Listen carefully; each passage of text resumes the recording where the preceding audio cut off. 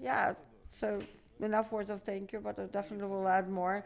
Thank you as well, and thank you so much. And Eldad that leads this American field and becomes more and more significant in our institution. And thank you, Eldad, for your contribution. Thank you to Ruderman Foundation that helps us supports the research, increase significantly the American chunk of the research. Grateful, and all of the speakers, brilliant speakers, really. I unfortunately heard only a few of you. Unfortunately, I had previous engagement. It was fascinating. So many things were said here. So many words of wisdom were said. So I don't want to ruin it with superficial statements. But awareness of a problem is half of the solution. And I think that for years and years, 3 or 4 years, we position and we try to raise this awareness as the target within itself, when sometimes the solution and the ways to solve it, indeed, it might be a bit more complex, but we need to recognize it. And the recognition is actually based on all the indicators is we can feel it with our research senses here in INSS. We are facing a problem. And of course, the erosion of the center, polarization and turning of Israel into a political issue on the dispute. We are facing a serious problem on that topic. And of course, where Israel is connected to all the disgraces and injustices of the Western world towards the minorities and oppressed, and we are perceived when we are perceived as white privileged and oppressors, and this trend is becoming more and more present. And at the right and left, obviously, because of separatism and anti-Semitism at the right, and various strands in the left, we have a problem with an emotional connection of the Jews of the United States and the connection to Israel. That is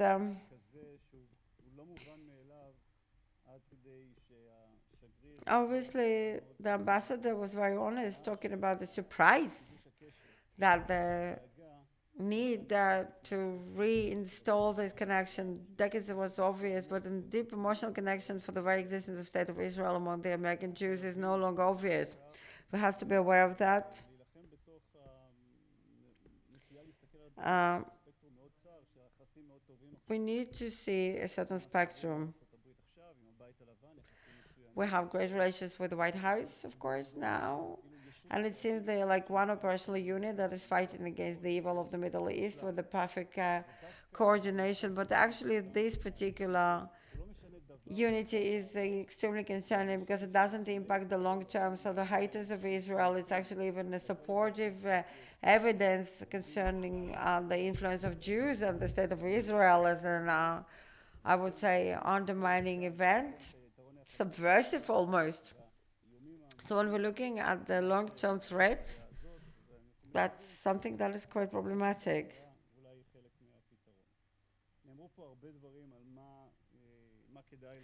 So obviously many things have been said what we need to do. Three things. We're focusing on the United States, we don't talk about the rest of the world. But we do have a presence as an asset, and there is a mandatory need of Israel to develop relationship, diplomatic relationship with the whole world. The Indo-Pacific is a great opportunity for Israeli economy, for Israeli technology, and the Israeli advantage. Europe is a cultural space and natural habitat of Israel. Israel and the connection between Israel and the United States is inseparable and cannot be replaced. We are not replacing the United States with any alternative. There is no search for such an alternative. But the fact that we need to be a global asset and we need to create and increase our values and assets with America as well. And if we'll become a country that is connected to the world, we become more and more relevant for the foreign affairs of the United States. If we're isolated, if we rely just upon one country, it's less appealing. It's taken for granted. There are no choices and no chances. And we should never give up on that, though we're focused on the relationship with the United States. But the relative advantage of Israeli military and technology is well known and it's well established.